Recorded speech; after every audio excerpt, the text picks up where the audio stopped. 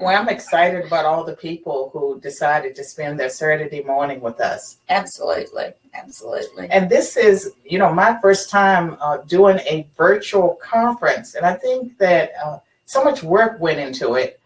And so if this goes as we expect, we may do more. Yeah, it's a lot of pieces to the puzzle, but yeah, it's and the folks have been great to work with. Yeah. Really good.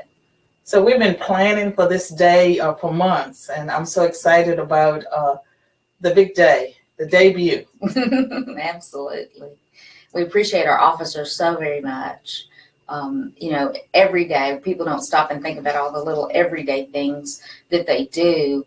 I had a situation happen just the other day where someone in front of me was obviously impaired, and I had to call 911, to get help. And I was so relieved when I was able to have the police were there in just a few minutes to take care of it. And I thought, we don't think about just all the little things every day that they do that go unappreciated and unacknowledged. And I can tell you, as a Black person, I've gotten very few tickets in my life, Joni. I think I've only gotten a couple, but I have deserved far more. I have gotten a bunch. I have been stopped, and they let me go, and I don't know, but I think that, this whole thing that we hear that police, they're out to get Black folks, Right. That's not been my experience. Well, I don't know what my issue is, but I keep getting stopped. They give you tickets? Sometimes, not always, but Well, I've had my share. if I know that if I'm speeding or something, and only a couple of times, I try to obey the law most of the time. Yeah. I've never been arrested for anything. I never want to be arrested. If I get arrested today, it'll be because I'm a Christian conservative. Well, that's probably true in this environment. Absolutely. But if I think a police officer is going to pull me over, I pull myself over. Well, absolutely. If I see him turn around and I look down at my speedometer and I was going, 85 or whatever it is, whatever I was doing, I just sort of pull myself over. And if a police officer stops me and I don't know what I did, I don't ask, officer, is there a problem? I ask, what did I do? Because I assume he's not stopping me unless I did something wrong. Right. So that's been my attitude. Well, and I've had a few times I've been stopped where it was my light. My brake light. Yeah, me too. And so they really do stop you to let you know about your brake light, that you're not behind your own car. You don't know. Right. And I mean, that's really a blessing that they do that, because that can save a wreck down the road. So, I mean, we're thankful for all the little things, not just the big things. Of course, we appreciate all the big things they do, but, it's every day. It's something, and they're there. And just knowing, like when I had my incident, just knowing they were there. And as soon as I saw the police were taking care of it, I could go away, and I just had this peace that it was going to be okay. And we can't lose that. That's what America's all about, is feeling safe in our own country. And Joni, it's time to start this national tribute to law enforcement. Well, fantastic. And we're going to open with prayer. And the pastor that will be giving the opening prayer is Pastor Bobby Harrington. He is the senior pastor at Harpeth Christian Church and is a co-founder and member of the National Coalition of Discipleship.org and Renew.org. And Renew.org is all about discipleship. So Pastor Harrington will give the prayer. Hi, I'm Bobby Harrington, and I am so grateful for this privilege of praying for the policemen in our land. Before I pray, I'd like to read for you a passage of Scripture. It's taken from Romans 13, and it's really going to form my prayer. Here's what God says through His Word. It says, for the one in authority, so he's talking about government authorities, for the one in authority is God's servant for your good. And he says, now, if you do wrong, you should be concerned, because the one in authority bears the sword or uses force for good reason. They are God's servants, literally agents to bring punishment to wrongdoers. He says, therefore, it's necessary to submit to authorities. And then he says this, give to everyone what you owe them. If you owe them taxes, pay taxes. If revenue, revenue. If respect, then respect. And if honor, then honor. So if you would, please join with me in a prayer.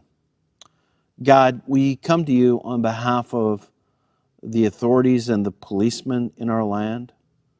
I have in my mind right now, Lord, an image of one of the riots where policemen were literally beaten just for trying to maintain order. And we just ask, all of us who are joining now, God, we ask that as a nation we would honor authority, and we pray for the policemen in our land. I pray and we pray that they would be respected and honored as your word teaches, and that as a nation we would give them proper respect, and that we would see that the vast majority of them are good, noble servants trying to protect us and help us to prosper and be safe in the land. And so, God, we pray for them. We say, uphold them, and may they have honor in our land. In Jesus' name, amen. We're moving now to the Pledge of Allegiance. And I'm so excited about the young man that is leading the pledge. He's not a young man. He's a fifth grader at Corbin Middle School in Corbin, Kentucky. He's an avid baseball, soccer, and golf player.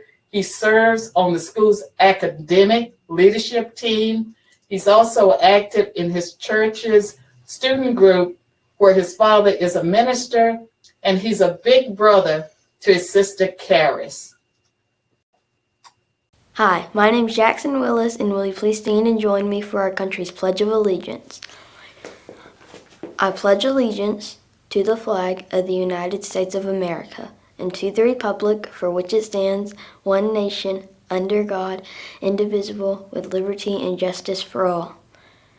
Alicia Lundqvist, and she's going to sing the national anthem. And she's a realtor and professional singer and dancer in Nashville. She's also a patriot who loves God, and she is a familiar face in Middle Tennessee. Hi, I'm Alicia Lundqvist. I'm from Brentwood, Tennessee, and I'm a naturalized American citizen. I love this country, and I love singing the national anthem. Join me.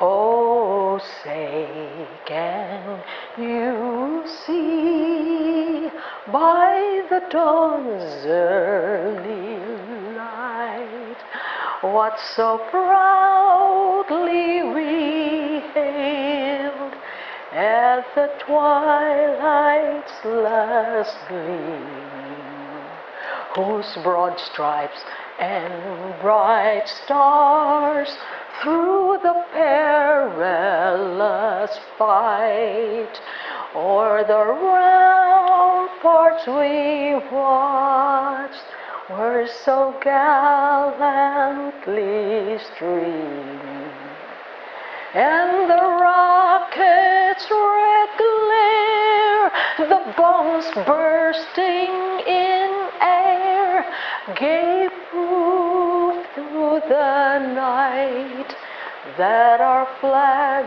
was still there. Oh, say, does that star-spangled banner yet wave o'er the land of the free and the home of the brave?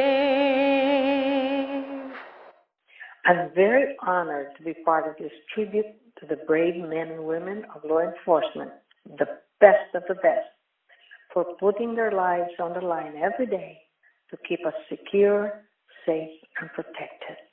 And now we'd like to present to you Lee Beeman, our title sponsor for this event. And Lee's a father, a Nashville businessman, a patriot, and a philanthropist who uses his resources to support conservative values and principles. He's a native Nashvilleian who has poured himself into the life of the city and the nation.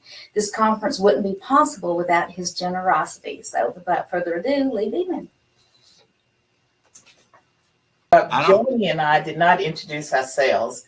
And I'm Carol Swain. I'm a former professor of political science and law at Vanderbilt University.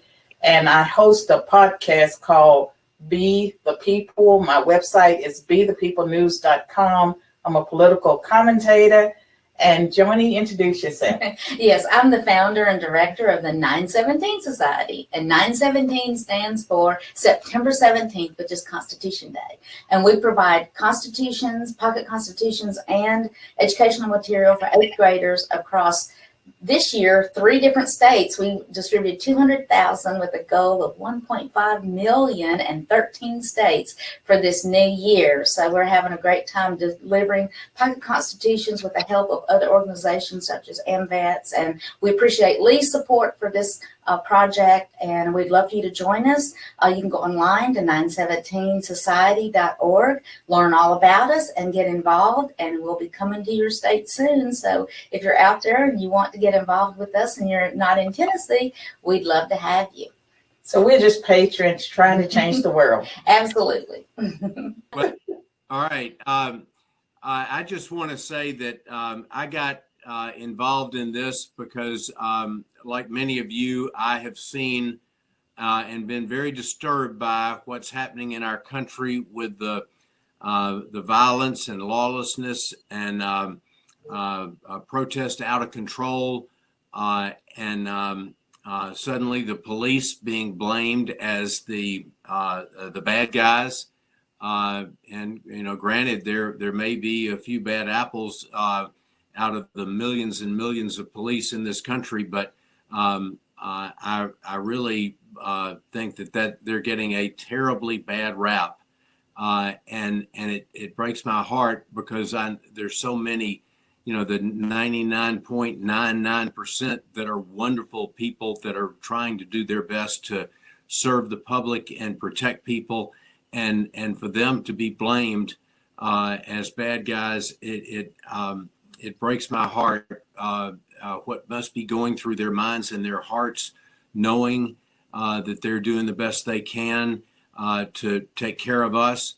And I just wanted to do something to speak up and let them know and try to provide a platform for others to speak up and let all the police know that we've got their back, that we love them and support them. We back them. So we back the blue, and that's the reason I got involved, and thank you all for putting this together so that we can express that to our wonderful police and public servants. Thank you so much, Lee. And Joni, did you know that Lee actually donated money to Metro and purchased meals for all the police officers in Metro? Oh, that is absolutely fantastic. Well, he is such a wonderful supporter of so many great causes, and I know how passionate he is about supporting our police, and that is a wonderful thing, and I know they appreciate it. And I would like the listeners to know, that I've been in Nashville probably, 20 years, and I've known Lee probably for 18 of those years, and he's always been supportive. And I'm very proud to call him my friend, but also a friend of conservatism and a fellow Christian brother. Absolutely, absolutely.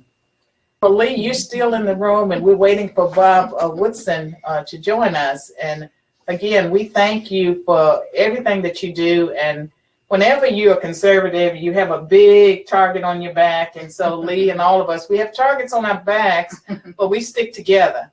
And right now we're back in the blue, right? That's right, we are. And it's something to say about the Constitution. That's our project. And is making sure our young people are educated in our Constitution. And before I came, I was just looking over the oath of our police, their office. And it's really interesting, a lot of people may not know this, but almost all police officers, I know each area does things a little different, but their basic swearing in ceremony, their oath says, I do solemnly swear that I'll support the Constitution of the United States. And I think that's so important that we educate our young people to understand, to know the Constitution and respect the Constitution, because, you know, our law enforcement are out there every day defending the Constitution and sometimes with their life. And I think that's important for us to make sure our young people understand that, you know, that our Constitution is a precious thing, and rule of law is what our country was founded upon. We have a rule of law and we can't lose that. And so I think it's so very important that we understand that. That's right. And what separates America from countries around the world where you have barbaric practices is the rule of law. Absolutely. And you think about all the people that have fled third world countries to come to America. Many of those people came because of America's freedom, because of our laws. And when we forget who we are because people are not reading that Constitution, they've forgotten our Judeo-Christian values and principles. When we give up the thing that has made us different from other nations of the world, we risk, you know, the total destruction of our nation as we know it. And right now with Antifa and Black Lives Matter and all the protests and violence and the move to defund the police, I mean, it's crazy. It's insane. It's un-American. And it also is tied to Marxism. Yeah, absolutely. And it really is upsetting for me to think about, you know, what would we have as a country if we didn't have our laws? And when I hear about the defunding the police, I don't hear them say of any kind of plan. You know, it's just, let's defund the police. Well, does that mean we're just going to all run crazy? You know, No. They have a plan. They're going to use social workers and social justice warriors to go and keep law and order. And if you look at cities that are run, you know, by this is a nonpartisan event, but run by particular political party, you see a lot of chaos. We do need police. And there was a poll, I think it was a Gallup poll, that showed something like 80% of Black people in America, African Americans, whatever you want to call us, they want more police presence. They're not always happy with the quality of interactions they have with police, but they want more police. So this whole idea of defunding the police, not coming from Black folks. Well, and you know, I spent years as a social worker in rural Alabama, and I worked for the Department of Human Resources. And I can tell you right here and right now, that ain't gonna work. There's no way that you could have social workers, you know, doing police work. It's just not gonna happen. Well, again, we want to welcome everyone that's joined us. And we have a number of speakers, not just Robert Woodson, who is an American civil rights activist.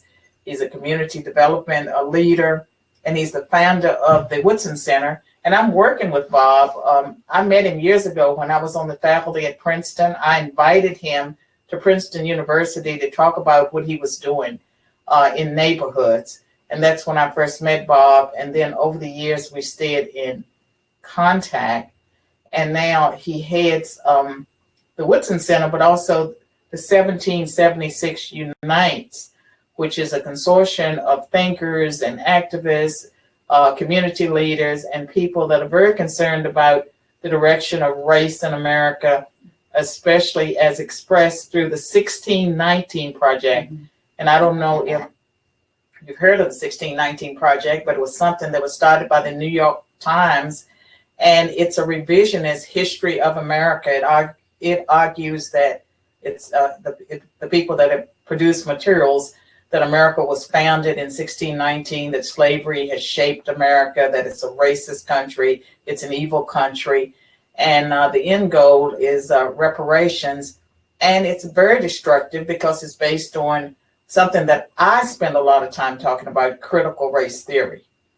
So I'm really excited about that. Well, he's a great American, and he's a great American because he is out there on the front lines addressing, you know, some of the madness that's taking place in America at this moment. And his statue is great. And I think he's a historical figure that we're going to be reading about in the history books. And so I'm very, very pleased that he's joining us. And the title of his talk is No Police, no peace.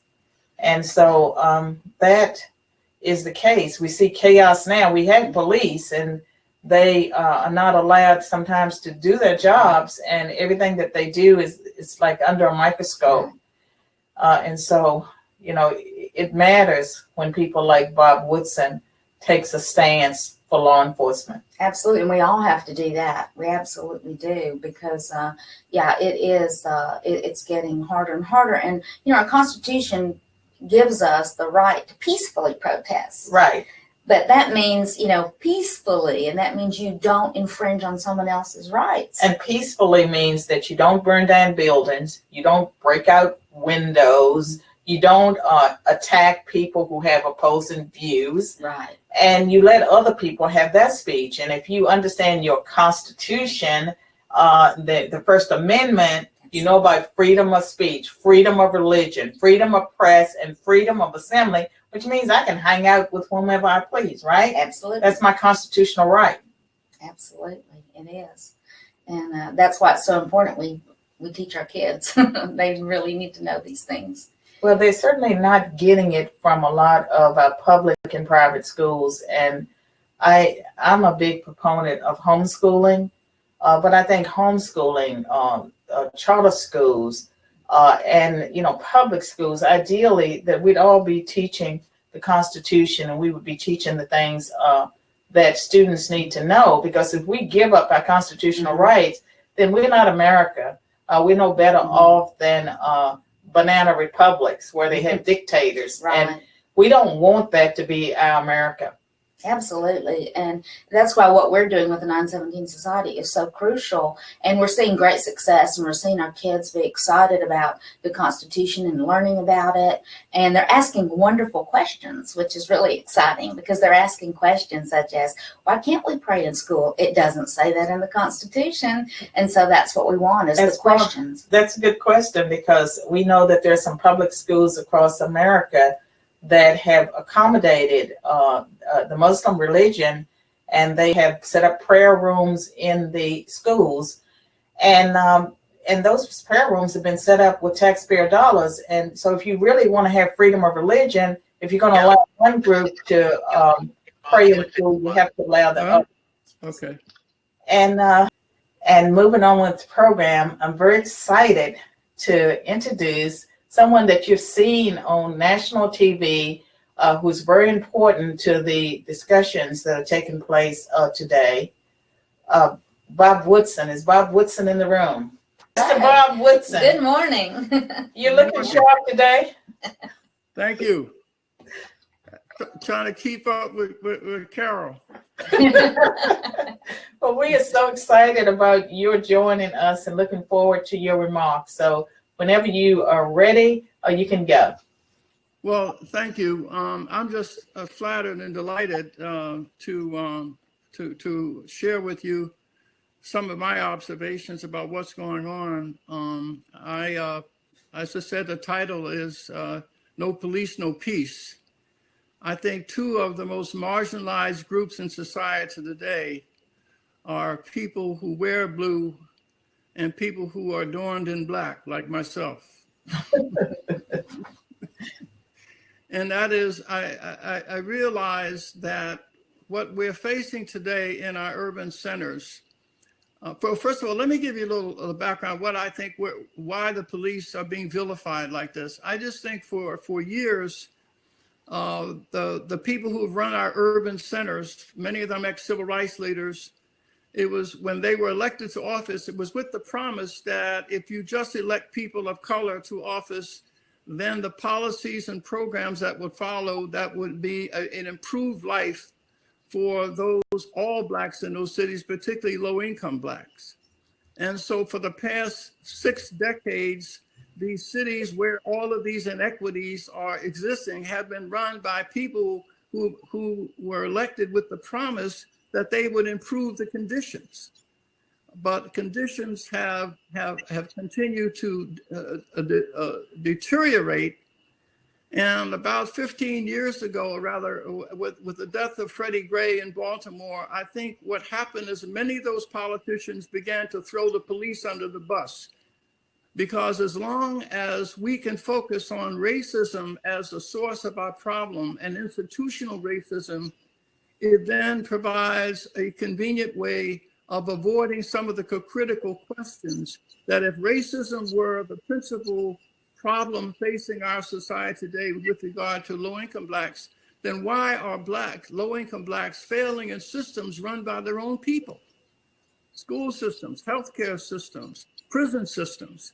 And so I think what has happened, in order to avoid that question, what many officials did, starting in Baltimore and other places, was began to transfer those problems onto the police and say, well, it's really the police are agents of white supremacy, therefore that's the problem. And that's when you saw the deterioration between the police and low-income communities, and up to the point where recruitment is down 60% in some places. Police officers are retiring in record numbers, with the consequence that in some cities, 911 calls, it takes 30 minutes before there to be a response. And this is a crisis, but it's also a crisis in particular for low-income Blacks, because it is a fact that as police resources are compelled to fight the rioters downtown, it means there are fewer officers patrolling those high crime neighborhoods. Also, when the police are vilified, anytime that there is a white police officer shooting a Black suspect, unarmed Black suspect, it becomes national news as if this is an epidemic.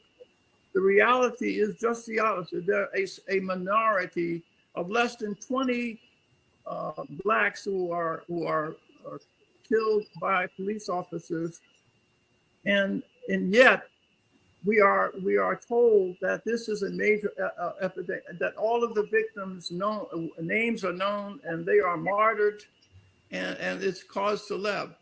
But the reality is that for every one police officer shot, a young Black or killed on the streets, almost 270 or 300 are shot and killed in these communities, with a growing epidemic of young children being killed. But this escapes notice. And so what has been happening is that the conflicts that we're witnessing today, the riots, that many of those in Black Lives Matters who are supposed to be champions of social justice, this is a ruse, because what they did when George Floyd was killed horribly, and there was no dispute about that, what they did was, in the name of social justice, engage in peaceful protests, but people on the left soon seized that opportunity to hijack that moral authority of the civil rights movement and began to migrate from social justice from the police. They began to burn Bibles in Portland. They also burned the cross and said it was a symbol of racism, white supremacy. And they also talked about the denigration of the family. And so that the racism now, that what we're confronting today in America has nothing to do with race. It's a combination of racism, race, and white guilt have conspired to be the new Black power. And so people people on the left have appropriated that to attain power. It has nothing to do with race. And so that is why it is important for people to understand that what we're doing at the Woodson Center is that we are bringing this kind of fact to the public's attention. 1619 is merely an elaboration of this phenomena, but really race and white guilt are being used as tools to undermine the fundamental values and institutions in our society.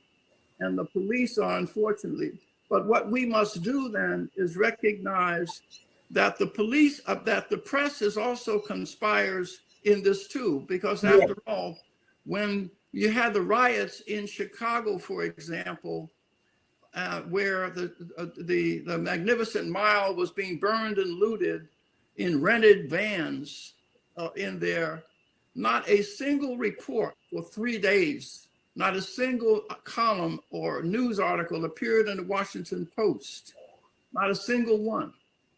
And in Philadelphia, Pennsylvania, for instance, my hometown, in my old neighborhood, when 2 black men came into a Starbucks and they refused to leave, the press reported that they were arrested for sitting in Starbucks. The reality was that the police officers approached these 2 men and asked them on 3 different occasions to please leave. So they were arrested not for being in Starbucks, but for refusing a direct police order to leave. But the Washington Post, in a 2-page description of that, left out those critical facts. And also they're selective in their outrage when there are physical assaults. Last week, a young black woman who was a counter protest to Antifa was carrying an American flag. She was violently assaulted and dragged to the ground by her hair by these white Antifa demonstrators. And again, there was no outcry. There was no reporting of it in the newspaper. And so what we're up against in this society is we have the mainstream media conspiring with people on the left to hijack the rich legacy of the civil rights movement and then use it as a bludgeon to denigrate the country's institutions. And the police, unfortunately, are caught up in that. The reality is that the more there is police nullification, the higher the murder rate in those communities. And that's why it's at an all-time high. And so but the reality is that according to the latest polls, 80% of Black Americans do not support defunding of the police. And what is really dangerous, for the first time in my knowledge, having been involved in social change, and I have never seen a situation where a mayor of a major city in Minneapolis, Minnesota, would abandon a police precinct to the rioters and turn it over and allow it to be burned. It's the first time that I can remember that a mayor of Portland even abandoned his home because he refused to take strong action against the rioters. And then you have prosecutors in California are saying that we need to refuse to prosecute looters, that we need to find out whether or not, what are the needs of looters before they make their That's ridiculous. they aren't looting Pampers. Right. Or food. In most They're not, trust me on that. They're not Pampers and eggs and bacon. That's not what they're stealing. And so we're in a situation that really, what we're doing at the Woodson Center with our 1776, and Carol is central to that, is that we're pushing back with a counter narrative. Since they are using race and the Black communities as the bludgeon against the country, we believe the messenger has to also be the Blacks to counter this offensive from them. So we can say to America that Black Lives Matter does not represent us. And so what we are doing at the Woodson Center is giving voice to the voiceless, because I really think the salvation of this country is when we mobilize low-income Blacks to stand up and speak for themselves. For instance, we've been approached by hundreds of mothers of young Black children who have lost their lives on the streets, some as young as 2 years old and 4 months old. But so we are bringing them into the 1776 fold, Carol. so that they want to be able to say, and they are going to make a strong statement in support of the police. So when you have the hundreds of mothers of children who are destroyed in their neighborhoods standing up and saying, we support our police, we want to be involved in their training and oversight so that they can be helped to help protect our communities. And so if you have the people suffering the problem the most, speaking up on their own behalf to say that those who are social justice warriors who purport to be representing them, that undermines their moral authority to speak. Right. And so that's what our strategy is going forward. But we at the Woodson Center and our grassroots leaders, they wanted me to bring the message to you, people in blue, that you are our brothers and sisters. Let me give you two quick examples of how this relationship is being forged in a way that I think other police in the city of Las Vegas. One of our members, John Ponder, as he said, had his first pair of handcuffs on at age 12, has been in and out of prison, but 10 years ago came to Christ in jail. And I tell people, if you find Christ in jail and you leave him there, he'll be there when you come back. That's a good point. Well, Bob, we really appreciate the message, and I know what we're doing at 1776 Unite, and that it matters. And I do believe that, and I say this, and I know it offends some people, it seems like white people have lost their voice at this point in history, that they're being shamed, and when they speak up, you know, that now they're all white supremacists. It used to be if you were a white supremacist, it meant that you thought your race was superior to others. Now, if you're born with white skin, all of a sudden you're a white supremacist. And I think that we just have to keep speaking until people find their voice. I agree. But Carol, I'm going to start something new, and that is I'm going to start a school of certified racial exorcists. Well, so when people feel compelled to take what is the DEI training? Yes.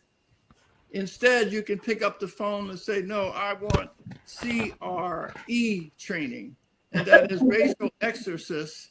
And one of the items that we're going to have for sale would be a reparations paddle that you can buy for $50. And so when white people feel pangs of privilege, that they can take this paddle and call one of their black friends and get whacked. And I think we need to come up with creative ways to help guilty white people, escape from their pangs of guilt. I agree with you 100%. And, working together, I do believe we can turn things around, but the country is clearly headed in the wrong direction. And we do, need our police officers. We need to show them respect. And I've always said there would be fewer young black men killed if they were taught to respect authority in the home, in the schools, and the police authority, because in almost every case, it's someone that's resisting arrest or they have a deadly weapon. And that side doesn't get focused on much by the media. No, Carol, let me give you one quick example, though, that how a police department working with grassroots leaders have come up with a creative way to forge a close alliance between the two. As I mentioned, John Ponder in Las Vegas has a program for Hope for Prisoners that in the last 10 years, maybe 3,000 people coming out of jail have found a way to integrate in society. And he has only a 6% recidivism rate because they when they come out of prison, they start in prison on right.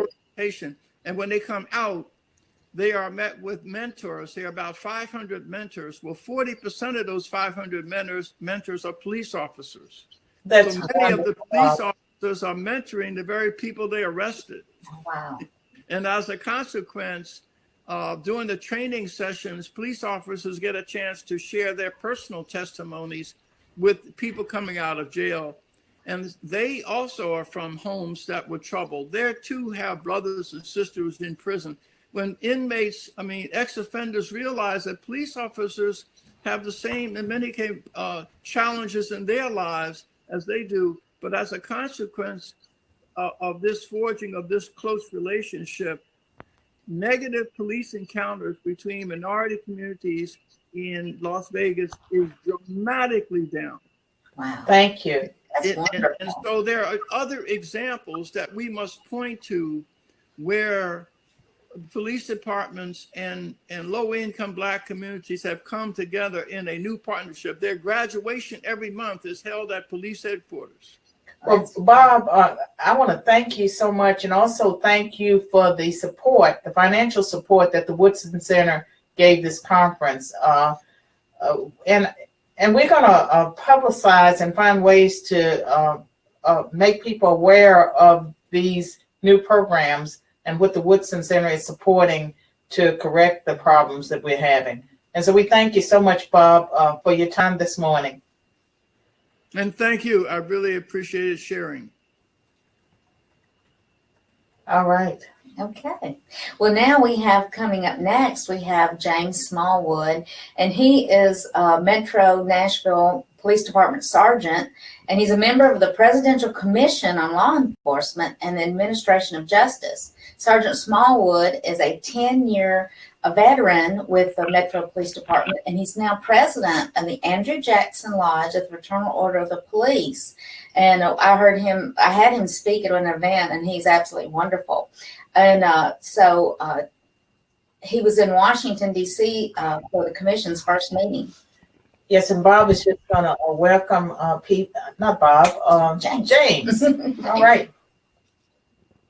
Good morning. How is everybody? Hey, Good James. morning. Good. Well, I want to thank you guys for inviting me to participate in this important event, recognizing our law enforcement officers across the nation for their service. It's so refreshing to see something that reinforces the profession and sends a positive message to the nation about our officers. As you know, law enforcement is facing challenges today like they've never seen before. And each day, our officers continue to make the conscious decision to leave the safety of their homes and serve the communities they love, knowing that they may not make it home at the end of their shift. And we all know that there is no stronger love than one where a person is willing to lay down their life for another. And the willing service of our officers across this nation each day proves that they love their communities through their willingness to serve. And while the threat of violent and dangerous people who would seek to kill and injure police officers is a very real thing, we're facing increases in ambush and attacks on law enforcement officers across the nation. And we're seeing more and more in the news where somebody has snuck up next to a police car and fired on a police officer just because of the uniform and the badge they wear. Police officers are facing a new threat in today's America. We're facing the activist politicians who want to serve their agenda and use law enforcement as their scapegoat. While they pass laws that they expect us to enforce, when we enforce them the way they've asked us to do it, the way they've trained us to do it, the way that the law tells us to do it, they turn on us because it looks bad in the public eye, because it doesn't serve their political agenda. And so officers are continuing to serve in the face of that ever-increasing challenge. And as anarchists seek to tear down the rule of law in our nation, our officers continue to stand strong in the face of that adversity. And despite the many challenges we face, I can promise you that we will continue to stand the line between good and evil to ensure the communities we love will remain strong. And, I know we have a lot of officers watching this, and to those who are watching this, thank you for taking the time out of your Saturday mornings. I know our schedules are becoming more and more busy, especially with all the demonstrations and other challenges that we face across the country. But I want to take an opportunity to just tell you thank you. Thank you for what you do. Thank you for taking that sacrifice, for stepping away from your families, from the safety of your homes, for accepting the challenge of law enforcement. Our profession remains the most noble in the nation. And, while we are seeing the unprecedented challenges across the country, I encourage you, stay the course. We are the line between good and evil. Stay the course as we continue to work to build safer and stronger communities. And as we hear the calls to defund the police, we have to know that the majority of Americans do not support this agenda.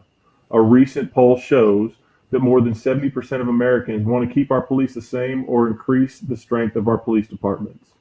It is because of this that I remain confident that the resolve of our profession will remain stronger in the end.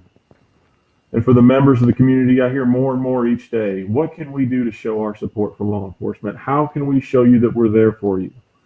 The only thing I can tell you is, a simple thank you to a police officer in passing means more than you'll ever know. A simple engagement and positive conversation means more to us than you'll ever know, because that shows us that there are people out there that we don't know that stand behind us.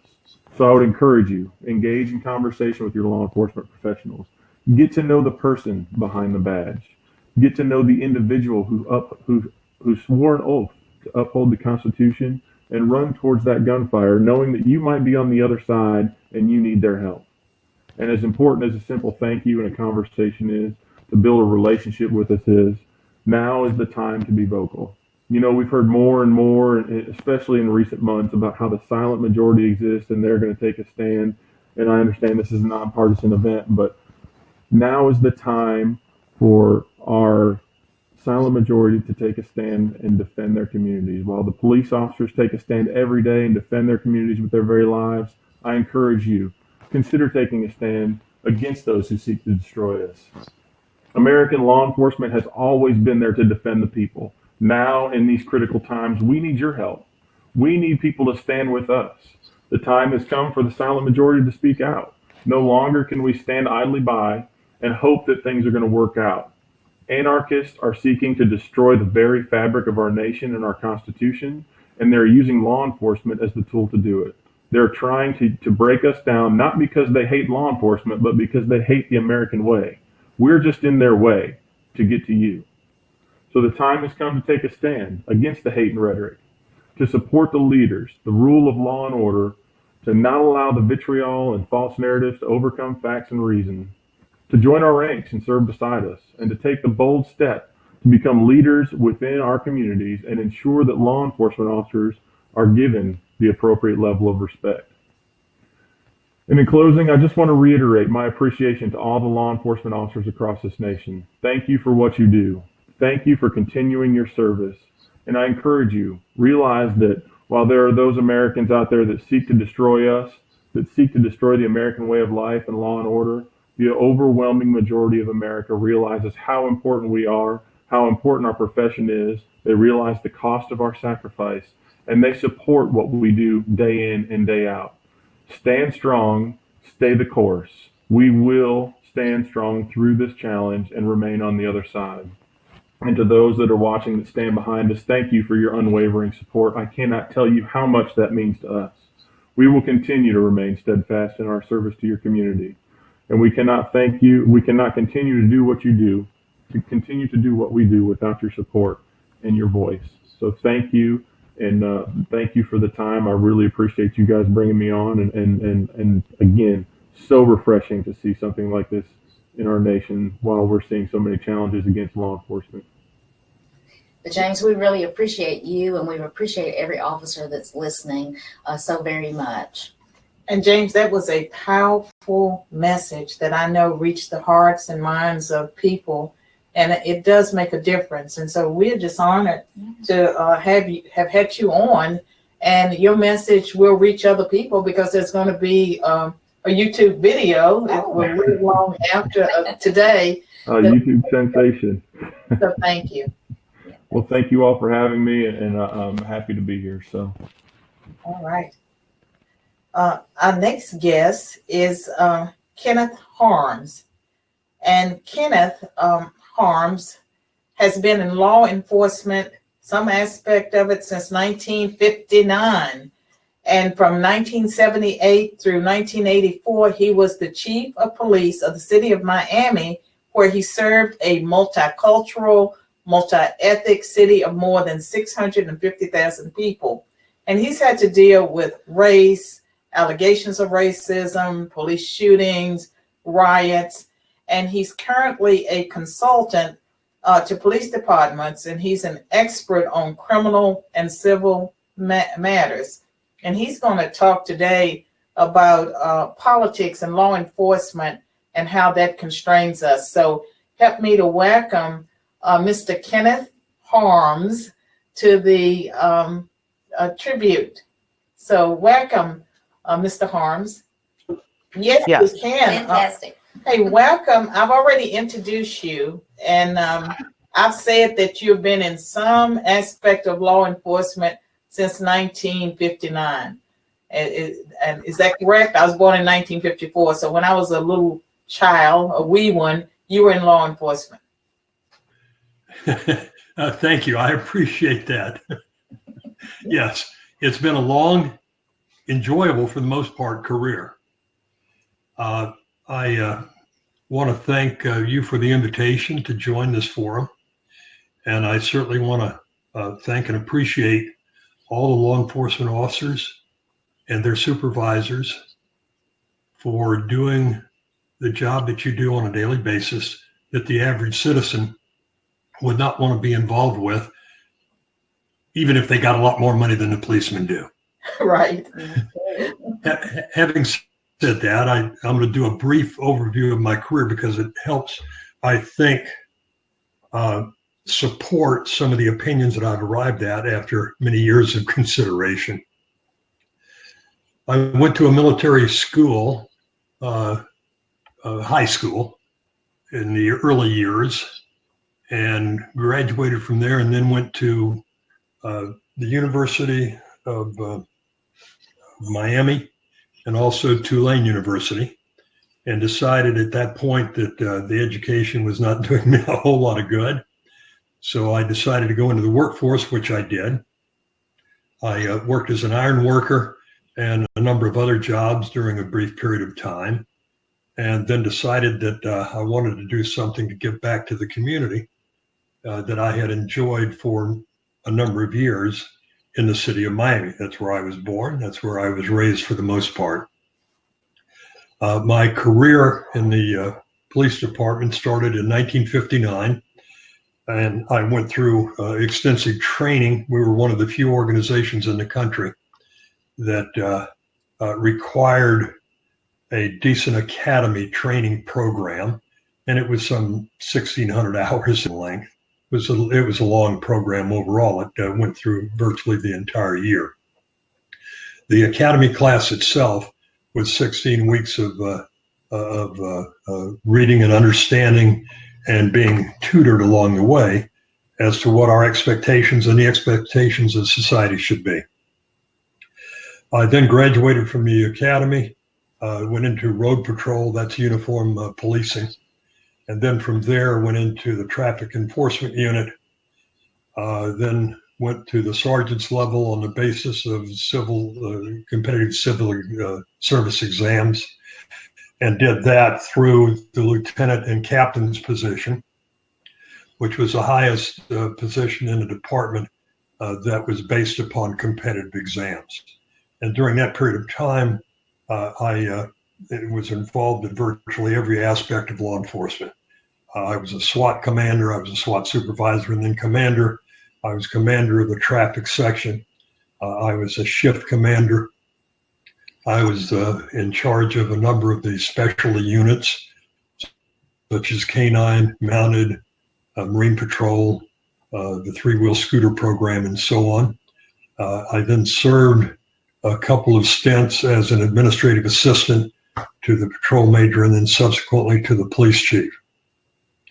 I was then selected in 1978 from a group of 163 applicants to become the police chief, and was appointed in 1978 by the city manager of the city of Miami. During the time that I was a police chief, I served 3 city managers. City managers back at that time had the life expectancy of police chiefs, which was typically about 32 to 36 months.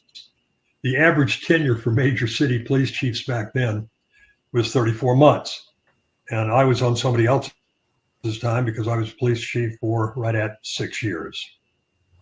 I then went into a private business consulting, and also went to the Savannah River Nuclear Facility, which was responsible for 5 nuclear reactors. I was director of training and operations, responsible for a 325 square mile reservation just out of Aiken, South Carolina. I then left and came back to Miami.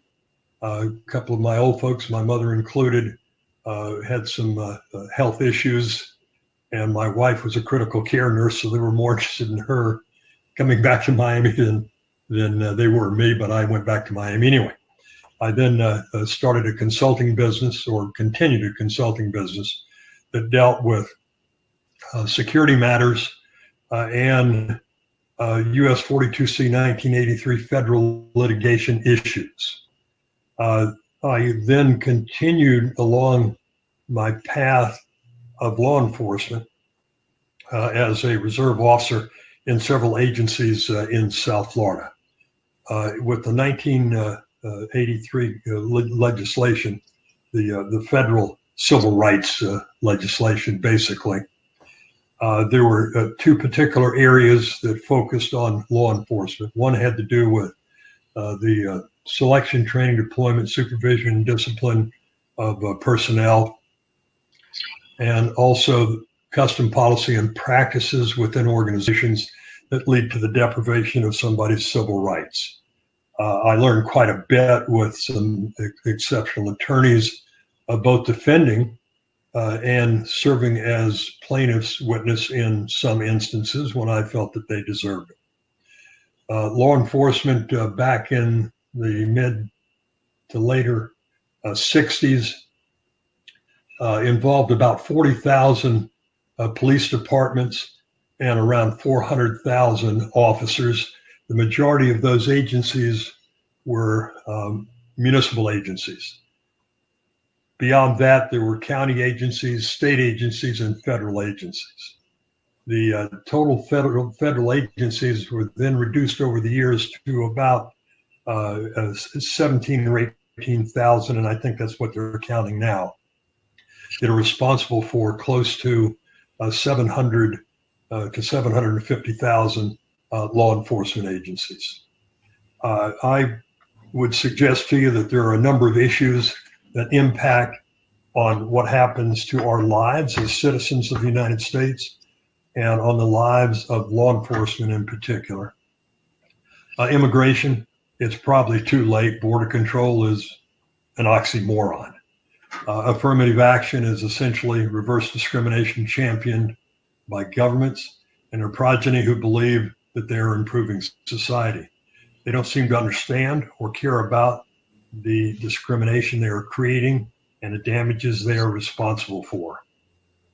Consent decrees, I think most of your audience, and Carol, I'm sure you understand what consent decrees are about.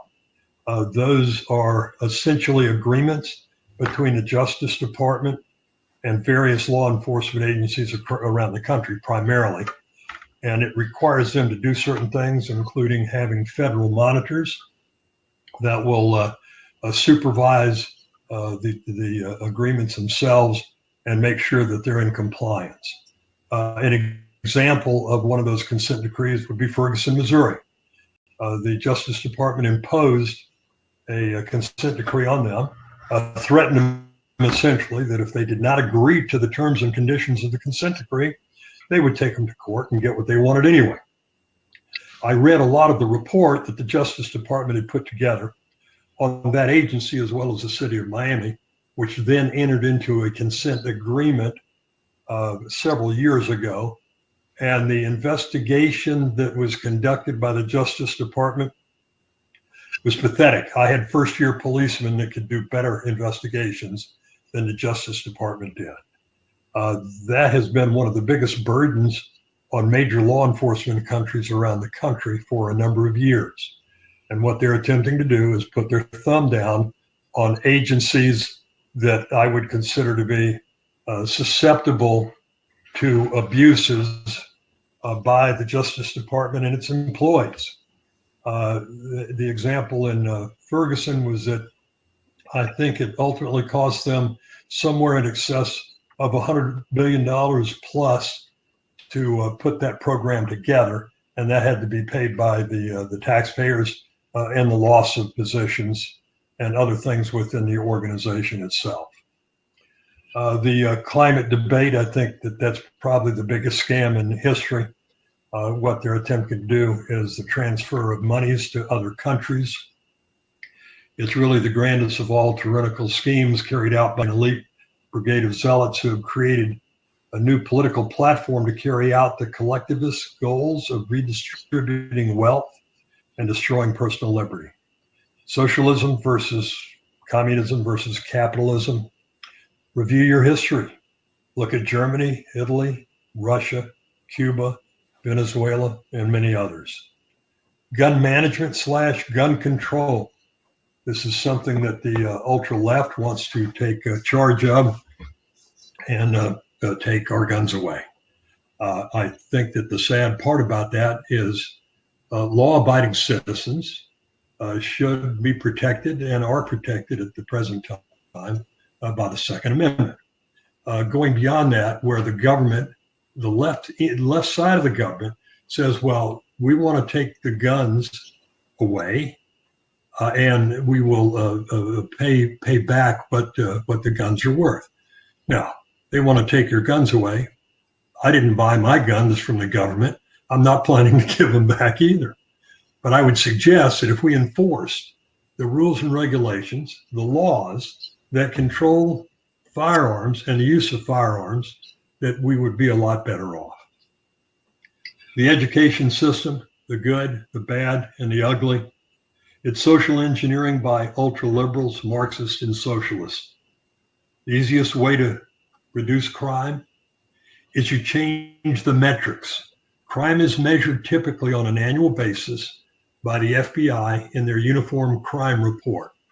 They changed how that system worked some years ago so that one event that might involve 10 felonies would appear as one crime, and the one crime would be selected by a mathematical program that would not count the other 9 crimes that occurred. So they are reducing crimes on a daily basis to make the feds look good, to make the states look good, the counties, and the municipal governments. A good example of that is what they do now is if they have a police report that has 15 car burglaries in a parking garage, they will take one of them and indicate that there was a burglary to an automobile, but they would not count the other 14. In addition to that, they're changing the categories. They're suggesting somehow or other that when a car is broken into, it's no longer a felony because they're reclassifying it as a misdemeanor event of taking property from a vehicle. The states across the country understand what a burglary is. They understand what robberies are. So when they change the categories by reducing them from felonies to misdemeanors, they make everybody feel a lot happier. But it's a fraud and it needs to be corrected. Police departments used to count all of the crimes and make sure that they appeared on all of their reports and summaries of crimes that occur within their community. Mr. Hall, when did they change that?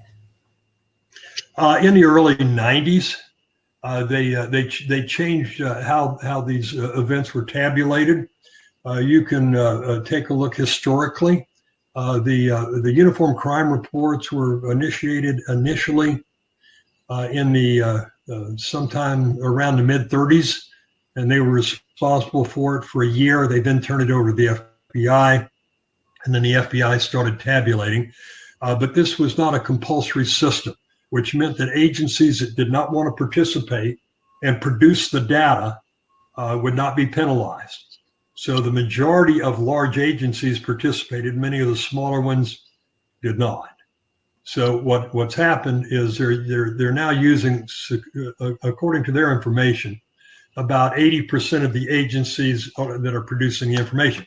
In Florida, the information goes to the Florida Department of Law Enforcement, who then puts their report together and sends it to the FBI. And they then produce that booklet called the Uniform Crime Report, or Crime in America. The criminal justice system is in serious jeopardy. You have the police, you have the courts, you have the prosecutors, you have corrections, you have politicians, you have communities, and they all have their own responsibilities, but some of them bleed over to the others. Right. If law enforcement makes the arrest and the prosecutors don't prosecute, then the people that have committed those violations that led to their arrest believe that it's okay to violate the law because they've already been convinced by the system that they're not going to be prosecuted. As an example, some of the prosecutors across the country now are refusing to prosecute riot-related activities in some of the major cities across the country. And I will address that in just a moment.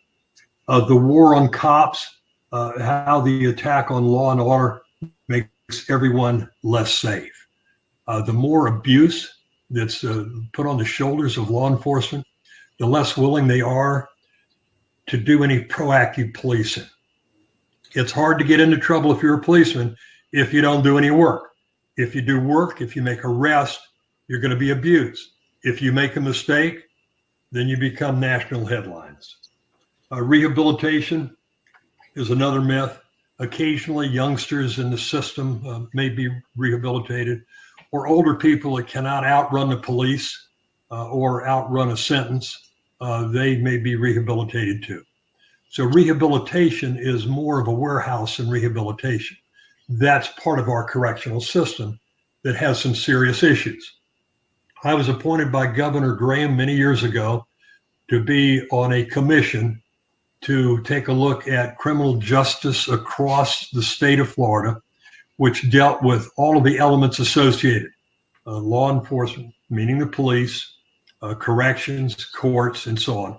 This was about a 1.5-year program that was chaired by the Supreme Court Justice of the state of Florida and the Attorney General of the state of Florida. And we made a number of recommendations. Some of them were put in place, others were not, because keep in mind that politicians typically serve a term just long enough so that when things go south, they're out of office and they blame the ones before them and put the burden on the ones that follow them. So that's part of the system that the police have had to deal with on a regular basis. Diversity, socially engineered racial proportionality, the official ideology of the education behemoth. We know from living in the United States that our educational system is so far to the left that they're almost out of sight. They do not teach many of the things that make good citizens. They're ultra liberals, and there's many of them are socialists, and that's what's teaching our youth. Right. Antifa, the best thing I can suggest for them is get those thugs out of society. They're a communist organization. They really, really want to take over this country and make it a Marxist country, or at least, in the very least, socialism. Climate change, a terrible scam. They are using baseline data that has no reality to it. As an example, when they measure temperatures around the country, they have measuring stations. And when they started that process, they would measure New York City with 120,000 population and no asphalt and no concrete buildings to speak of. Now, you know what the population is? And it's a zone where the temperature goes up because of the land use itself.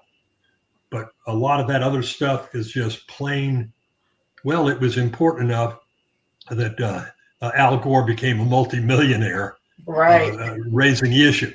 There's 600,000 icebergs, and about 7 of them are calving, meaning that ice chunks are breaking loose from it. All of the rest, the ice is getting deeper. That's how you measure how cold it is. They don't, and the proponents of climate change they don't want to admit that we're probably moving towards the third cold climate system that we have records on, and we can look at it geologically. Well, Mr. Harms, we really appreciate your time this morning. You're an expert on everything. I agree with, everything that your insights about the police, and we know that climate change is something that the left, really pushes. And I thank you so much for, presenting today and sharing the benefit of your long experiences. And I'd like to remind our viewers that Mr. Harms is a consultant, and you can contact him. We have his contact information, and he would be happy to look at situations in your police department or in your community, and benefit from his expertise. One more comment, if you would. Okay. The enemy, as far as I'm concerned, consists of progressives, socialists, left-leaning news organizations, the hundreds of leftist organizations, the U.S. Justice Department, your politicians that do not respect the rule of law, your politicians that do not respect and protect you, and I need to add many prosecutors as well. You're not going to get an argument from us. No, not at all. Thank you so much. Thank you very much, and I appreciate the good work that our law enforcement officers are doing on a daily basis. They need to be treated better, but what they absolutely have to do is they have to put a stop to unlawful behavior. They need to have a sufficient number of officers to help with traffic. As soon as they start breaking the law, they have arrest teams move in and arrest the bad guys, take them to jail, do not pass go, make sure that they're prosecuted appropriately, use the federal laws when you can and the state laws and then the municipal laws. But make sure that everyone has to play by the same rule book. And when police make that determination, the police chief needs to go to their politicians and say, this is what I'm going to do. And if you don't like it, you better fire me, because this is going to happen tomorrow when the demonstration occurs. So they need to stand up, and they need to be strong in light of the fact that they're not getting the support from the politicians they need in order to do their jobs. Right. Thank you so much, Thank you. Mr. Harms. Thank you so much for the invitation. All right. Okay. Shelley. All right, and our next presenter is Lieutenant Randy Sutton, and his subject today is going to be the Wounded Blue. And Randy's a 33-year law enforcement veteran and a national spokesman for the American Council on Public Safety.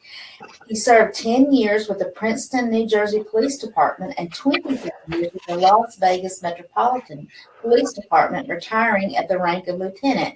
And we look forward to hearing from Lieutenant Sutton. Hi, Randy. Hello, how's everybody doing today? We're doing great. Great. Presentation. It's a beautiful day. It's a beautiful day here in sunny Las Vegas. Oh, wonderful. All right.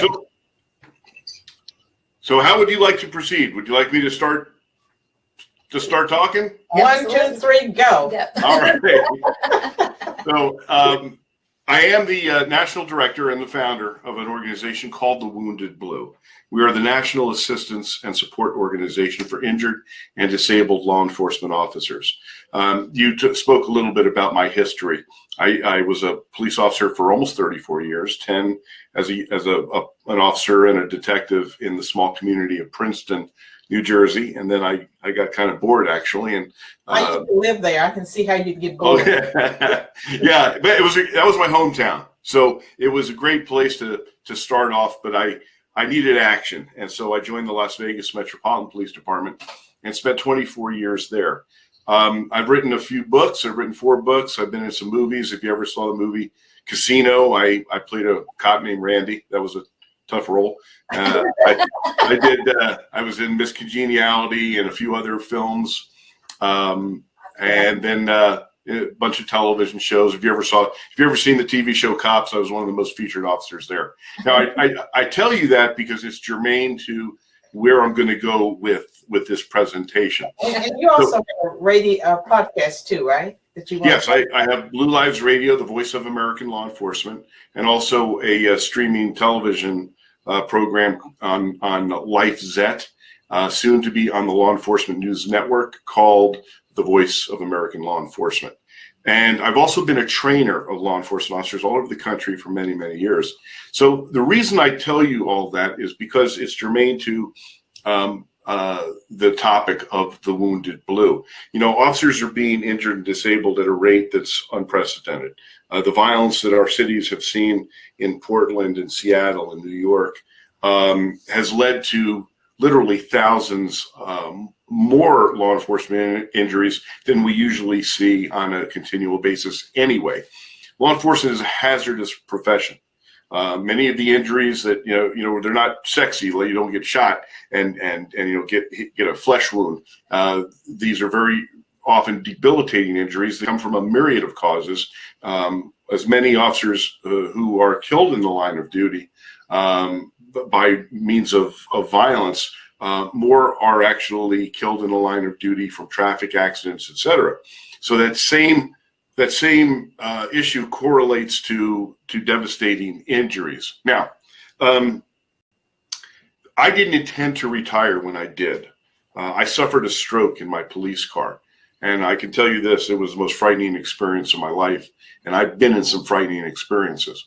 I was literally driving down the Las Vegas Strip at 2:30 in the morning. Luckily, I had a young cop with me that was, when I was the watch commander, and I would take a patrol officer with me so that I could get to know my people and they could get to see that their lieutenant actually knew how to do police work now and then. And so I had this young man with me. It was the first time he's ever ridden with me. And we're driving down the strip, and I literally felt my brain slowing down. And I knew exactly what was happening. I stopped the car and I said to this young man, "You got to get me medical. I'm having a stroke." And he looks at me like wondering if I'm pulling a joke on him. And then he realized that this is serious stuff. And by the time I got out of the car to go to the passenger side in case he needed to get me to the hospital, I lost the ability to speak. I was speaking gibberish and I lost the ability to speak at all. I crumpled to the pavement, unable to move and unable to speak. And I can tell you this, that I was not afraid of dying. I was afraid of living like that. Once again, however, the angel that's been on my shoulder for my entire career was with me again. And the clot went through my brain. It didn't leave much permanent damage, a little bit, but not much. So I survived that. And then something happened that I never expected. And that was that my own police department turned its back on me and refused to pay my medical bills. Now, they knew they had to legally and lawfully, but they just didn't do it. And they put me into collections. They forced me to go to court to make them pay what they were obligated to pay. It took over a year. They ruined my credit. I had bill collectors knocking on my door. The stress was immeasurable. And I went to go see my sheriff, a man who I'd served with for 24 years. And I said, "Sheriff, how do you treat me like this?" And he looked at me matter-of-factly and said, "Randy, this isn't personal. It's just business. It's just business." So I was lucky. I had 24 years on the job. I could retire with a pension. I could feed myself while I fought them. And I did, and I won like they knew I was going to. They paid tens of thousands of dollars of taxpayers' money to fight me, knowing that I was going to win. And I came to find out they do it 100% of the time. Now, I suffered a stroke. When I left, because of my visibility in the law enforcement community, from just the things I just told you about, police officers from around the country started contacting me with these, not because I could do anything for them, but simply out of frustration and having nowhere else to turn. They sent me these incredibly heartbreaking messages. "Randy, I was shot in the line of duty. My chief never came to visit me in the hospital. They're not paying my medical bills." And not one, not two, but hundreds. Oh, wow. Hundreds. And I said to myself, wait a minute. There's got to be a resource for these men and women. And I looked and looked and looked, and I found some locals, but nothing on a national scale. And inevitably, every single message that I got whether it was written or an email or on Facebook, ended with the same heartbreaking tone, and that message being, Randy, I wish I died that day. At least I wouldn't be a burden to my family. Mm-hmm. So I started looking into this matter and realized the scope of it, and reached out to officers who had been seriously injured. There was like a Facebook page here and a group there, and I brought them together to talk about how we could help, because no one should have to beg, literally beg, to put food on the table after you've been injured as a police officer. And I'll tell you, the day the Wounded Blue was born, I received a message from a young officer in South Dakota. And he said, Lieutenant, I was in a fight with a suspect. He pulled both of my arms out of their sockets, and when I was helpless, he beat my head against the asphalt. He says, they put me on temporary disability, which means that he lost a third of his income. And he said, my wife, the health care was so bad that my wife had to quit her job to take care of me. So we went from 2 incomes to less than 1. And Lieutenant, I can't feed my family. We literally have to go beg at the churches.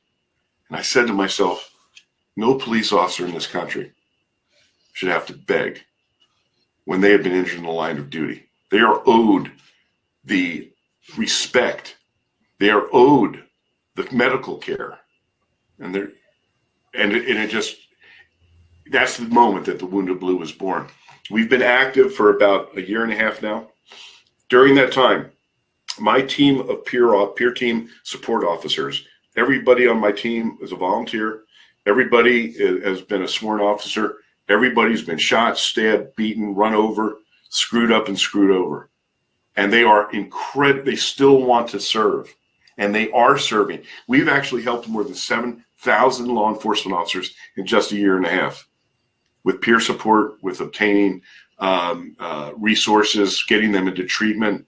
And so that's what we do. And it's an unfortunate reality that the American people don't know this. When I explain this, when I tell people that this is happening, they look at me and they say, that's impossible. Now, if you're in New York City, you have a strong union, you have strong benefits, you're going to be okay. At least they're going to pay your bills. If you're in certain areas of the country, you're going to be okay. They're going to pay your bills. But many, that's not the case. We have an amazing documentary film on Amazon.com called The Wounded Blue, Service, Sacrifice, Betrayed. I urge your viewers to watch that. It will shock them. It will demonstrate why my organization has to exist. I can tell you right now, this is not where I expected my life to be at this stage of my life. My organization should not need to exist. And I long for the day when it doesn't need to. Well, Randy, can you talk about some other resources that may be available for police officers? Because I know that they have legal needs too, because many of them, if they arrest, the wrong person, they're going to be accused of a crime. So they may not be physically wounded, but their finances and their way of life may be jeopardized by that change. Yeah, you're absolutely right. Now, so when I talk about injured and disabled, that injury doesn't have to be physical. The psychological injuries that these officers are facing now are beyond belief. Your previous guest talked about them quite a bit, and that is the way they're being vilified by the media, the way that politicians are using them as basically tethered goats when they're out on the line, not giving them the tools, not giving them the ability to actually enforce the laws. And then activist prosecutors like in Portland, in Seattle, in Baltimore, who actively go after prosecuting the police and not the criminals. Right. This is taking place all over the country. The criminal justice system is being dismantled from within by Trojan horses like Bill de Blasio in New York and Cuomo, who have basically dismantled the criminal justice system in their, quote, bail reform, which literally releases criminals onto the street literally before the paperwork is done. So this creates an environment that is really toxic for law enforcement. And so the legal needs are huge. The Fraternal Order of Police is the largest police union in the country. They represent about 340,000 cops. And the reason that it is so important that if you're a law enforcement officer to become part of that is simply because of their legal defense fund. For instance, Betty Shelby, who was the officer, very well publicized murder trial where she shot and killed, this was caught on videotape. She shot and killed a man who was high on PCP, who was reaching into his pickup truck thinking that he was going for a weapon. If it hadn't been for legal representation, which cost over $1 million, she'd probably be in prison right now. So it's really necessary to safeguard yourself. Now, one of the things that is being done in the name of social justice is the removal of what they call qualified immunity. This is being done all over the country now. This is why we are going to be facing a critical shortage of law enforcement officers in the future.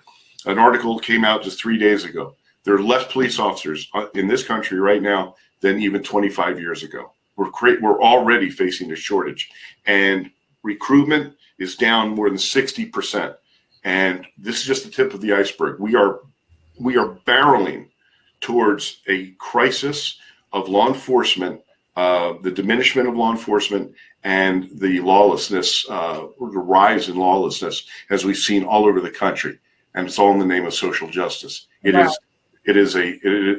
wish I had some good news for the viewers, but that is why it is so imperative. It is so important to support the American law enforcement officer. It is critical because it's coming to a city near you, the lawlessness and the violence, because when you remove the consequences from the crimes, when you remove the ability for law enforcement, just happening right now as we speak, in the Virginia State Legislature, they are removing, there's of course, laws on the books, driving without headlights, driving without equipment, brake lights and things like that. All these safety things. They are now passing a law that says the police cannot stop people for these violations anymore in the name of social justice. It is insane what is happening. I call it the war on cops. It is very real. It's not just the physical war. It's not just the physical dangers. It is the emotional war. It is the media war. It is the political war. And I've never seen morale so damaged. And this is why my organization, the Wounded Blue, is so critical, because we're reaching out to these officers literally every single day. And Randy, it's a war on us too, the American public. Yes. At the same time, the political left is trying to take away people's rights to have guns, their right to defend themselves. And so we've read about cases where people were being attacked. They were literally being physically attacked. They tried to defend themselves, and they were the ones that got in trouble if they had a gun. Yeah, absolutely. And it's not the police that are making those charges. It is activist district attorneys who are doing that, similar to what took place in St. Louis. You have Kim Gardner, who is one of the most activist. I'm trying to use politically correct verbiage here, because clearly you know my thoughts about her. But she is endangering the lives of the people of St. Louis. She's certainly endangering the lives of the police, and all she is doing is going against what established laws exist in order to push her own political agenda, care nothing about the lives of those who she swore to protect. Well, can you give us any? I'm going to use some questions for Randy. Well, I hope hearing from you, I hope this will be a call to action for everybody who's listening, that they will get involved, that they will make sure that their police in their area know they're supported. And is there anything we can do as citizens as far as helping to change some of these laws? I mean, should we be calling our representatives and our senators? What can we do? Well, absolutely, yes. Although I think probably it's going to fall on deaf ears, because those who are being put in these political positions, they already have their agendas. However, by being active in your own communities, for instance, by attending city council meetings where many of these anti-law enforcement agendas are being driven, if the people stand up to these politicians who are trying to literally subvert the laws and create their own social agendas, that's the only way. It has to be the voices have to be heard. The voices of the American people who care about their communities. It is vital that they get involved. The silent majority cannot be silent any longer. Right. And I feel like we have to not be afraid, because I know, as we've talked about the race issue and about the white guilt, and like if you say something, you're made to feel as if you're being racist. Oh, yeah. Not being racist, and we have to be willing to speak out anyway, even though we may be, vilified ourselves, but we need to speak out. And it's not a race thing, this war on police, because this is a war on police. No, it isn't. Race is being used as the catalyst, it's like watch the shiny object. That way you look at that and you're not getting the real agenda. You're not seeing the reality. This is, there really truly is. I hate to sound like an alarmist, but there really is an underscoring of socialism that is really making a serious move on our country. Right. We're seeing it play out before our eyes, and how this became so apparent and so powerful in such a short period of time is astounding. Although the base has been being built for years and years and years. I agree. But now this is the time. There are real moves being made against our way of life, and we can't stay silent. Now, let me say this also. I also believe this, that the vast majority of Americans truly believe in their law enforcement officers. I think I agree with that. And I get, I talk to literally hundreds of cops every single week, and many are saying, you know what, I have people coming up to me and thanking me. They can't buy coffee because somebody buys the coffee for them that just wants to say thank you to them. So that's taking place as well. And I can tell you, it's little things like that really mean something to these officers, because they feel under siege. They feel under siege, and the leadership of police agencies, I got to tell you, is becoming more and more frightening to me. We just saw an incident happen in Aurora, Colorado, where a SWAT standoff took place. A guy was wanted for kidnapping and child abuse. And they had a standoff for 4 hours, and the SWAT team, that's what they do. They know how to make entries and extract people. Right. And well, after 4 hours, their police chief and their commanders told them, just leave. They were afraid someone would get hurt and there'd be a riot. Exactly. It's incredible, isn't it? Right. So we're seeing this take place. I've seen the police chiefs. Now, I got to say this, we actually, I'm in the midst of producing a 4-part special report on Portland, and I've been up to Portland several times, interviewing officers and being actually engaging in some undercover activities down there, and what I've seen there is absolutely mind-boggling. So. For your audience that is interested in knowing about Portland, they can sign up to see this special report. If they go to siegeofportland.com, they can leave their email and we'll notify them. We have thousands and thousands of people. We announced this about 3 weeks ago, and thousands of people have signed up to watch this, because we're going to tell the truth. about what's happening in Portland. You won't see it in the media. And so by supporting organizations like the Wounded Blue, who actively, touch the lives of officers, we could really use your help. In fact, this evening, between 4 and 6 Pacific time, we're actually having a fundraising event and a benefit, virtual benefit on Facebook. At our page is the Wounded Blue. There's some amazing items to be auctioned off, and we are trying to raise enough money to train another 14 peer team officers, because the training is very expensive, but these men and women are so necessary. Right. And they're so over. I mean, like I told you, 7,000 cops we've Right. helped in just a little over a year. So the need is incredible. The men and women who are serving in this capacity are heroic and dedicated, and many of these men and women are in wheelchairs themselves. They've been severely disabled and still care enough to serve. So we can use the help. If people want to volunteer, come to thewoundedblue.org, see how you can help. If you are an officer and you have a need where you're facing depression, whether you've been injured in the line of duty, we have some amazing programs. We have a canine companion program that is unbelievable. We give these beautiful French bulldogs, who are fantastic emotional support dogs, free of charge to an injured police officer. We give them out all over the country.